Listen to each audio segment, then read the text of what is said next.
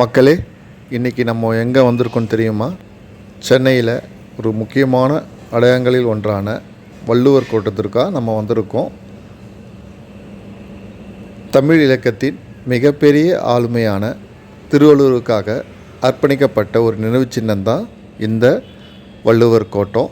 இதை நம்ம சுற்றி பார்க்கலாம் வாங்க மக்களே. நம்ம போக போகிற என்ட்ரன்ஸ் பார்த்திங்கன்னா கேட் 1. உள்ளே வந்தவுடனே நமக்கு ஒரு பிரம்மாண்டமான ஒரு ஆர்ச் என்ட்ரன்ஸ் இருக்குது. இது மேலே நடந்து போகலாம் வாங்க மக்களே.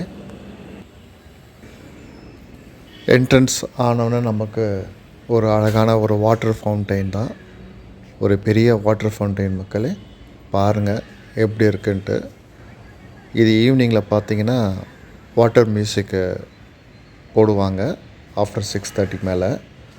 இங்கே உக்காரத்துக்கு நம்ம சீட்டிங்ஸ்லாம் நல்லா பெரிய இடமா இருக்குது. அப்படியே பாருங்களேன். இந்த வள்ளுவர் கோட்டம் எப்போ ஆரம்பித்தாங்கன்னா 1973 ஆரம்பித்து 1976 கட்டி முடிக்கப்பட்டது. அப்போதைய தமிழ்நாட்டின் முதலமைச்சரான திரு மு கருணாநிதி அவர்களால் முயற்சியில் இந்த நினைவு சின்னம் உருவாக்கப்பட்டுச்சு மக்களே. இந்த வள்ளுவர் கோட்டத்தை டிசைன் பண்ண ஆர்கிடெக்ட் பார்த்திங்கன்னா கலைஞர் வி கணபதி ஸ்தபதி தான் இதை டிசைன் பண்ணவர். திருவள்ளுவரோட உருவத்தை அழகாக பெயிண்ட் பண்ணியிருக்காங்க மக்களே. நீங்களே பாருங்கள். இது நீங்கள் கூகுள் எடுத்துலேருந்து பார்த்தினாலும் அழகாக தெரியும். நீங்கள் வேணால் நெட்டில் செக் பண்ணி பாருங்கள் மேப்பில். நீங்கள் பார்க்குறது ஒரு பிரம்மாண்டமான ஒரு கல் தேர். இந்த தேர் பார்த்திங்கன்னா பார்க்குறதுக்கு திருவாரூர் கோயிலோட மாடல் தான் இந்த தேர்.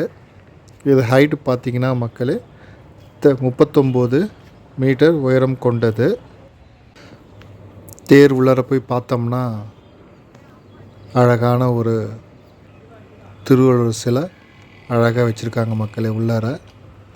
ஆனால் இங்கே உள்ளே போகிறப்போ செப்பில் கழட்டி விட்டுட்டு தான் உள்ளே போகணும். ரொம்ப அழகாக இருக்குது. நீங்கள் பார்க்குறது இந்த ஏரியா பார்த்திங்கன்னா கார் பார்க்கிங்கு. ஆனால் கார் பார்க்கிங்கில் யாரும் அலோவ் பண்ணுறதில்ல. கேட்டு பூட்டி வச்சுருக்காங்க, ஏன்னு தெரியல. நீங்கள் பார்க்குறது திருக்குறள் மணிமாடம். இங்கே பார்த்திங்கன்னா திருக்குறள் உள்ள 133 அதிகாரம், 1330 திருக்குறள்கள் இங்கே இருக்கிற தூண்களை எழுதியிருக்காங்க மக்களே. அப்படியே நீங்கள் பாருங்கள். இன்னொரு விஷயம் என்னென்னா, ஒரே இடத்துல 1330 குறட்களை நம்ம இங்கே படிக்க முடியும், பார்க்கவும் முடியும். இங்கே சுற்றி பார்க்குறதுக்கு ஸ்கூல் பசங்கள்லாம் கூட்டிகிட்டு வந்திருக்காங்க. அப்படியே பாருங்கள். அதுக்கப்புறம் நமக்கு ஆடிட்டோரியம் இருக்குது. பட் இது ஆடிட்டோரியம் மூடி இருக்கிறதால உள்ளே போக முடியலை.